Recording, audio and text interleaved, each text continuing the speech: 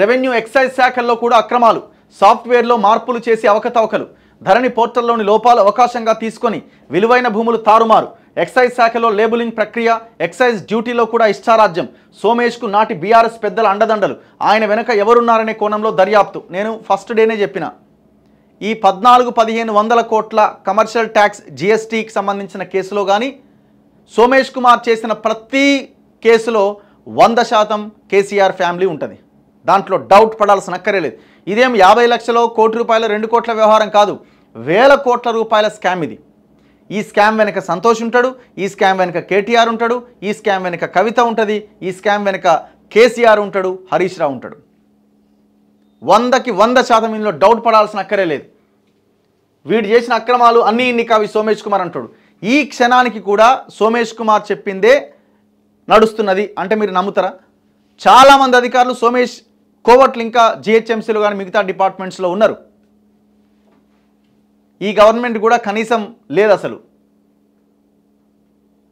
AP cadre అయినా కూడా తెలంగాణలోనే ఇవన్నీ కొనసాగించారంటే ఏ స్థాయిలో వ్యవహారం నడిపించడం అనేది ఒకసారి చూడండి. మొత్తం అన్నిట్లో రాష్ట్ర విభజన సమయంలో సోమేష్ కుమార్ ఏపీ క్యాడర్కు అలాట్ అయ్యారు, కానీ ఆయన అక్కడికి వెళ్ళలే. తెలంగాణలోనే ఉండి సిఎస్ పోస్ట్ వరకు ఎదిగిండు. క్యాడర్ విషయంలో క్యాట్, హైకోర్టు కలగజేసుకున్న సోమేష్ వాయిదాలు కోరుతూ వచ్చారు. చివరకు ఏపీ క్యాడర్లో పనిచేయాల్సిందే అంటూ హైకోర్టు ఆర్డర్ ఇచ్చింది. దీంతో చేసేదేమీ లేక ఏపీ క్యాడర్ అధికారిగా వెళ్ళి ఆ వెంటనే వాలంటరీ రిటైర్మెంట్ తీసుకున్నాడు. తర్వాత అప్పటికి సీఎం కేసీఆర్ దగ్గర ముఖ్య సలహాదారు కొలువులో చేరిండు. అయితే ఓఆర్ఆర్ టెండర్ వెనుక కూడా సోమేష్ హస్తం ఉందనే ఆరోపణలు ఉన్నాయి. దీనిపైన కూడా సర్కార్ ఆరా తీస్తున్నట్టు చర్చ జరుగుతున్నది. ఎంతకాలం తీస్తారండి ఆరా? ఇప్పుడు సోమేష్ కుమార్ని లోపలేస్తానో, సోమేష్ కుమార్ని ఇంకేమైనా చేస్తానో, కేసీఆర్ లోపలేస్తే సింపతి వస్తుందేమో అని అనుకుంటున్నారా మీరు? మరి సోమేష్ కుమార్ని వేసినా వస్తుందా? మరి సోమేష్ కుమార్ని ఎందుకు వేస్తలేరు? అరవింద్ కుమార్ని ఎందుకు వేస్తలేరు? నవీన్ మిట్టల్ని ఎందుకు కొనసాగిస్తున్నారు? సుల్తానియాని ఎందుకు కొనసాగిస్తున్నారు? విద్యాసాగర్ రెడ్డిని ఎందుకు కొనసాగిస్తున్నారు? గొర్రెల స్కామ్లో దొంగ లక్ష్మారెడ్డి ఎక్కడ పోయిండు? దీనికి ఆన్సర్ చెప్పాలి కదా రేవంత్ రెడ్డి గవర్నమెంట్ కూడా.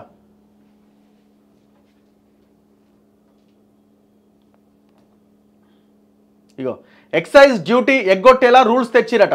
గతంలో మద్యం బాటిళ్ల మీద లేబుల్ కోసం track and trace inventory software ఫ్రీగా ఇస్తామని ఒక ప్రైవేట్ కంపెనీ ముందుకొచ్చిందట.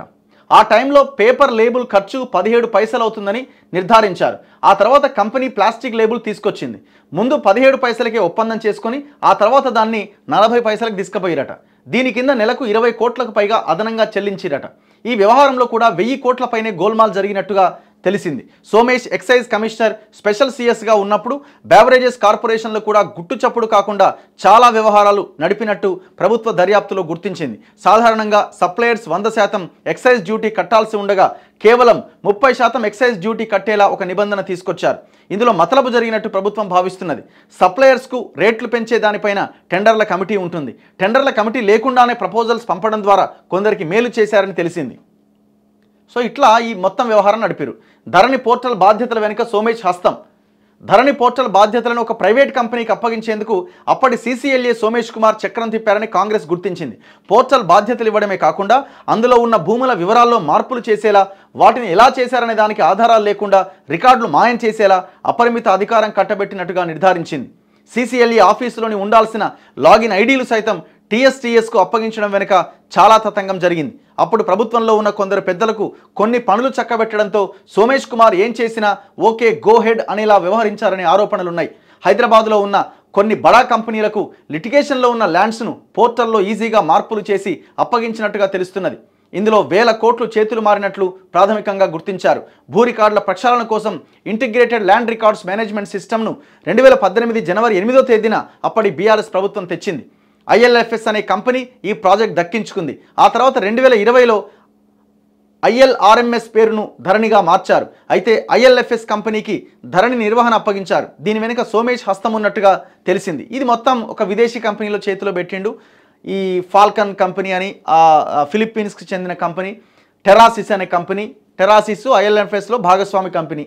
సో ఇట్లా దాని తర్వాత వీడు శ్రీధర్ గాదిరాజు అని దీనికి ఇండియా హెడ్గా ఒకడు ఎంటర్ అయ్యిండు. కేటీఆర్కి సంబంధించిన మనుషులు వీళ్ళంతా, సత్యం రామలింగరాజు, ఈ బ్యాచ్ అంతా కూడా ఇది అమెరికాకు పోయినప్పుడు ఈ బ్యాచ్ అంతా జల్సాలు చేస్తూ ఉంటుంది. సో ఈ బ్యాచ్కి దాన్ని అప్పగించిండు. మరి ఎన్ని రోజులు చేస్తారు ఇంకా దీని విచారణ? భూములు గుంజకపోతిరి వాళ్ళ దగ్గర నుంచి, భూములు తీసుకోకపోతిరి, ధరణి పోర్టలు రద్దు చేయకపోతిరి.